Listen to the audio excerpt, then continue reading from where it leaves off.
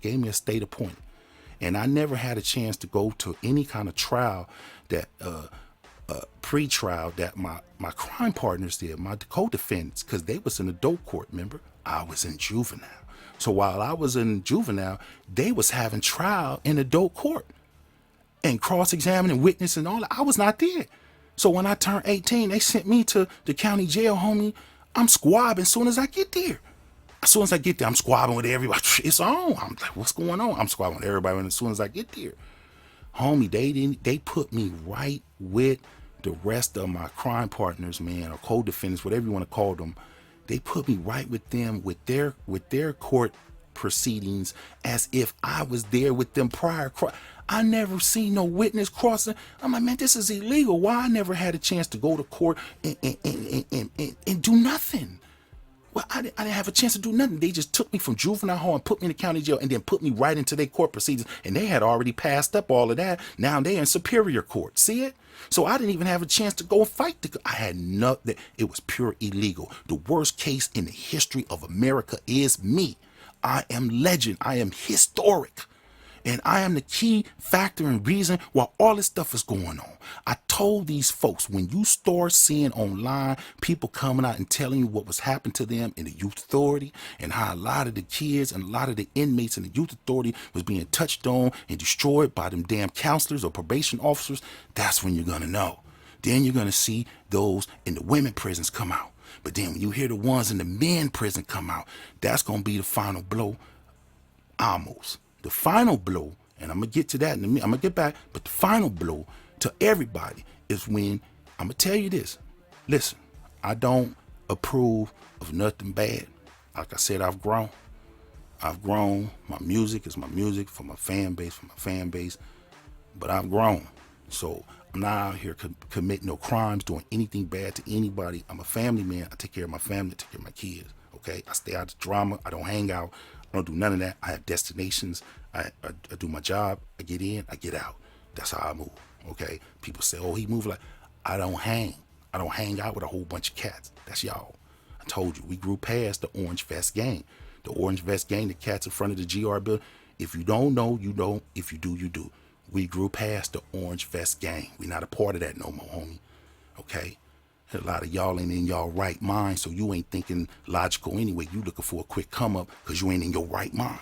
So we can't have the same kind of conversation or a real conversation because you're not hearing me anyway. But anyway, look, my lawyer, homie, my state appointed lawyer, man, Mr. Backman, okay, Larry Backman, look that name up, end up becoming a judge. Now, while he was my state appointed lawyer, he was horrible for me. Bad representation all around the board. But this is where it gets interesting at, okay? During the proceedings of Superior Court, we end up losing one of the judges who was presiding over our case named Swab. Swab was disbarred by the bar association, whatever. He was disbarred because he had given out so many man years to so many black and brown folks in San Fernando Valley. They had rolled him up, and so many people had filed so many motions against this judge. They had another judge watching his proceedings with him. That's how bad he was. So they got rid of Swab. This was one of their good old boys. This is one of the friends of the juvenile judge who said he had friends mad at me in adult court. You better remember that. So he sent me to Swab in adult court. Swab ended up getting disbarred, and we got Cohen. Cohen was a better judge, okay? But we got a new district attorney, a female district attorney.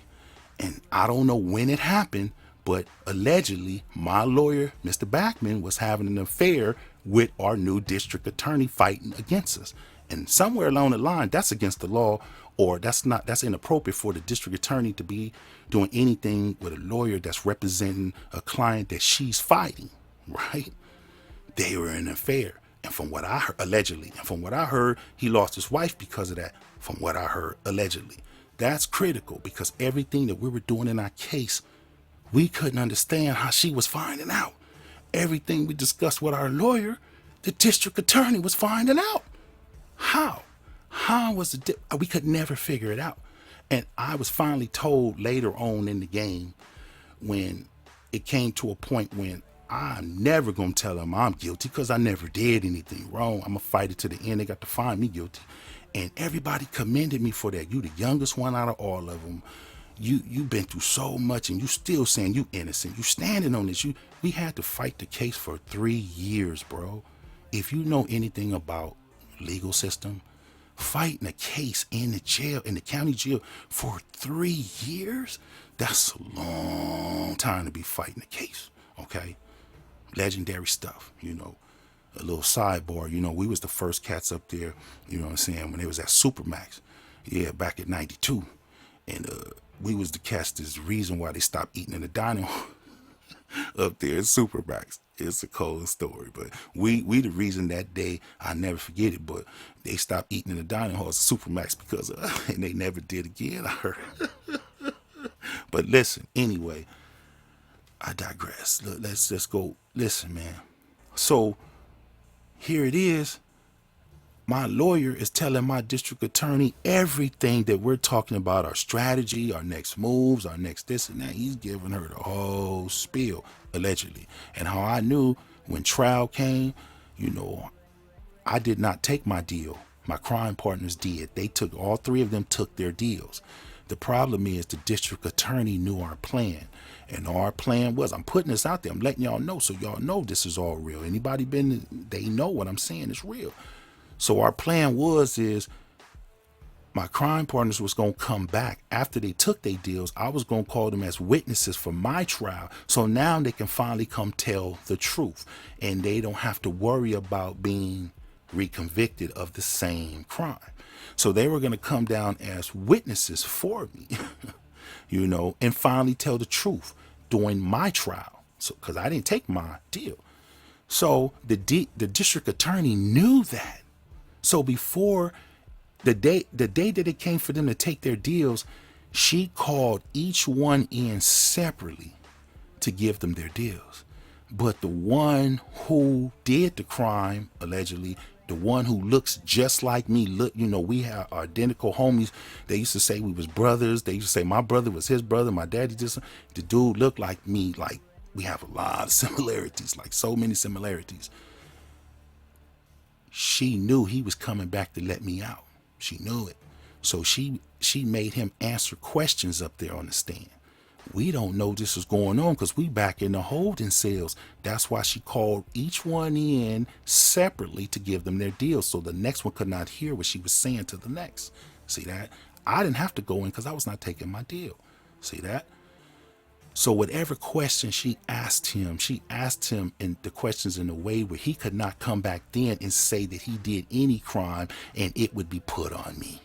And if he did not answer them, she was going to hold him in contempt and give him the charges and give him all the crimes.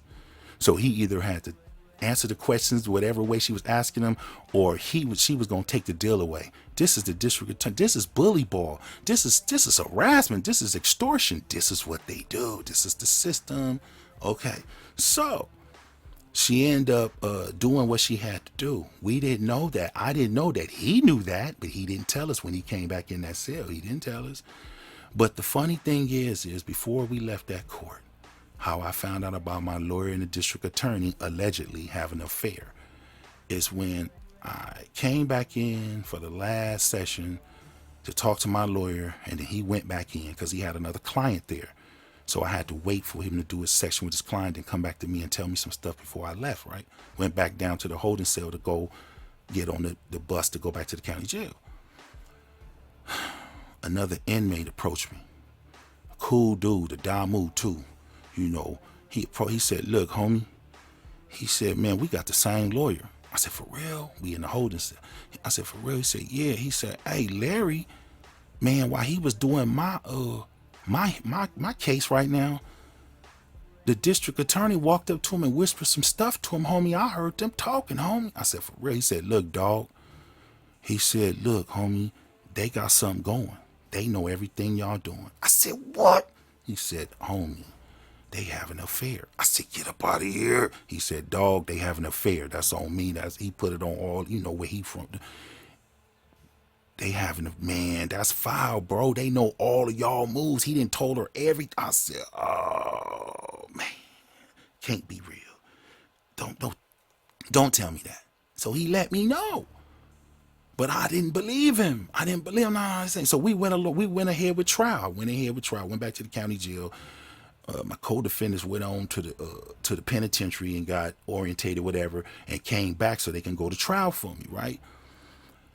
Man, dude finally admitted. He said it, man.